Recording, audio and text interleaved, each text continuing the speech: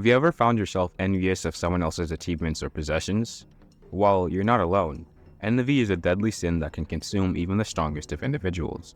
In this video, we'll explore the most envious and jealous characters in anime. From ninjas to superheroes to demons and to regular people just like you and I, these characters struggle with the deadly sin of envy.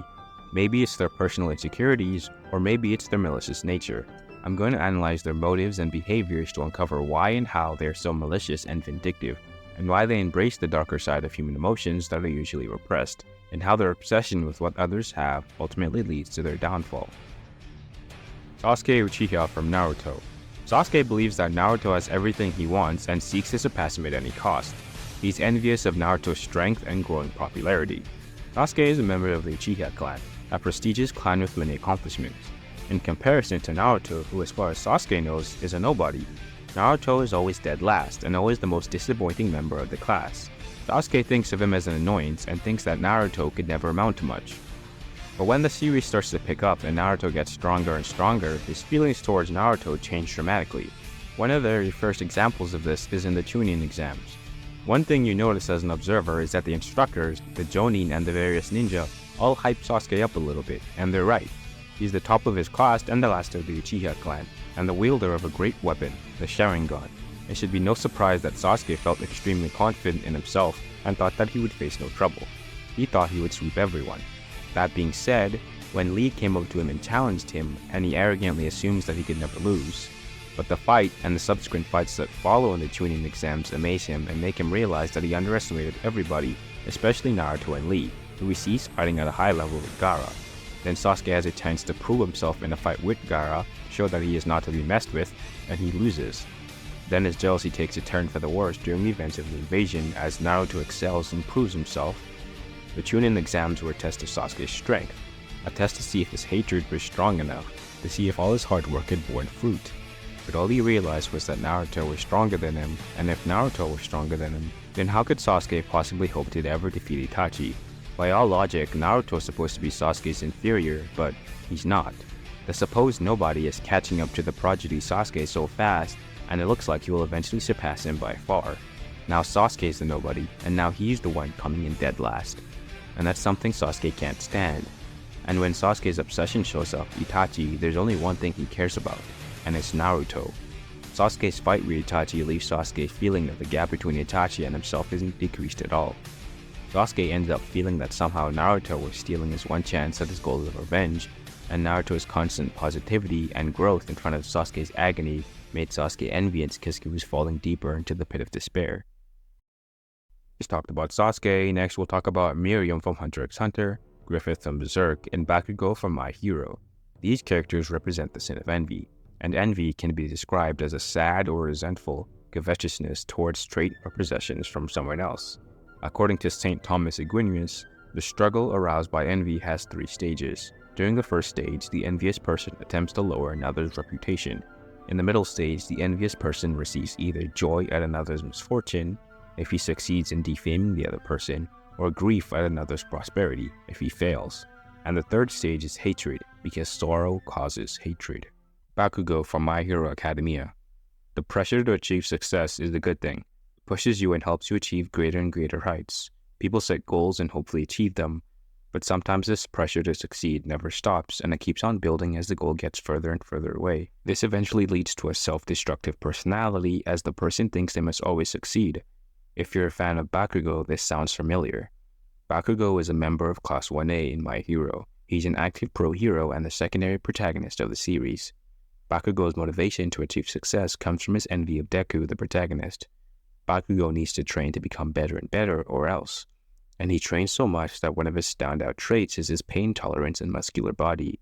The reason why he trains so much is because of his inferiority complex towards Deku. From childhood, Bakugo was raised as a prodigy, even before his quirk had shown up. This led to him developing an ego where he believed that power and strength determined how worthy you were. But soon words of praise turned into words of expectation for Bakugo, as he needed to live up to an unattainable goal. Bakugo didn't just have the desire to succeed, but he needed to. When he entered UA and saw that other prodigies had other amazing quirks, his inferiority complex got worse. Bakugo is envious of Midoriya's talent and abilities. Bakugo wants to become the strongest hero, and Midoriya is a threat to that goal, so he wants to surpass him. Miriam, Hunter x Hunter. Miriam is the king of the Chimera Ants. He was born talented in strategy, strength, and intelligence.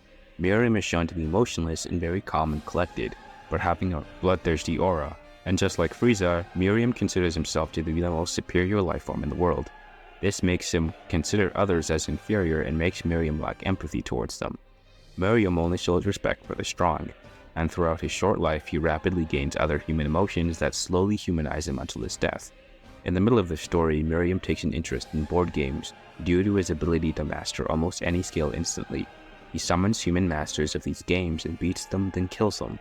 The last game Miriam decides to try out is Gungi. This game is fictional and only exists in the Hunter x Hunter universe. He invites Komugi to the palace to play against him. She's a blind girl who uses her net to play. Komugi isn't scared of Miriam or scared of her potential death. The game is a metaphor for Miriam himself and the changes he will eventually go through. The different strategies and techniques used in the game parallel what happens during the plot. Fast forward to when Miriam dies and having formed a deeper connection with Komugi. Komugi says, "I'll be joining you soon." This shows during the last moments they perfectly understood each other. Miriam found out who he truly was when Komugi disrupted his entire philosophy and worldview. Throughout his life, Miriam was slowly becoming more humane. In conclusion, Miriam is envious of humanity's ability to love and connect with others. As a Chimera Ant, Miriam is born with incredible strength and intelligence, but he lacked emotions and the ability to empathize with others. When he met a human girl named Komugi who taught him the game of Gungi, he began to experience a new kind of human connection with someone. This sparks in him a desire to understand what it means to care for others, and I think Miriam became envious of humans who were experiencing this kind of love and connection. Griffith from Berserk. From the very beginning, Griffith is obsessed with power and control. He grew up poverty-stricken and always wanted more, so it became rooted in his head that one day he would have his own kingdom. It was the highest point he could envision for someone of common birth like himself. Griffith, as a boy, had no control over his life and circumstances, and he became determined to acquire power no matter what it took, all to see if he ranked among the so-called true elite. When Guts gets introduced to Griffith, he wants to make him his subordinate. Griffith was trying to position himself as a godlike being, perfect and above other humans. Griffith loved Guts. Whether that love was romantic or infatuation is ambiguous, but that love was there. And it's part of what drove his jealousy and growing resentment towards Guts when he realized that he wanted to forge his own path and become his own person. Griffith panicked and became envious and possessive, which led to his eventual downfall. Guts leaving Griffith was a reminder that Griffith wasn't perfect and that others could leave his influence. All Guts wanted to do was forge his own path and be Griffith's equal. But to Griffith, what Guts was doing was unforgivable because his entire identity was built on nobody being his equal. That's why he went to the princess and had relations with her, because he had near total control of her. And that's why he did what he did to Casca. Seeing Guts with Casca made him realize that he wasn't the center of attention in their world, and it made Griffith furious. And in case it needs to be said, Griffith is a narcissist. Griffith is last on this list because he's a monster, a beast created by envy. He's the pure embodiment of jealousy and hatred, pride, lust, and every other deadly sin. Griffith is envious of his friend's Guts' strength and freedom. He's jealous of Guts' ability to choose his own path and forge his own destiny. While Griffith feels trapped by his own ambition and expectations he places upon himself.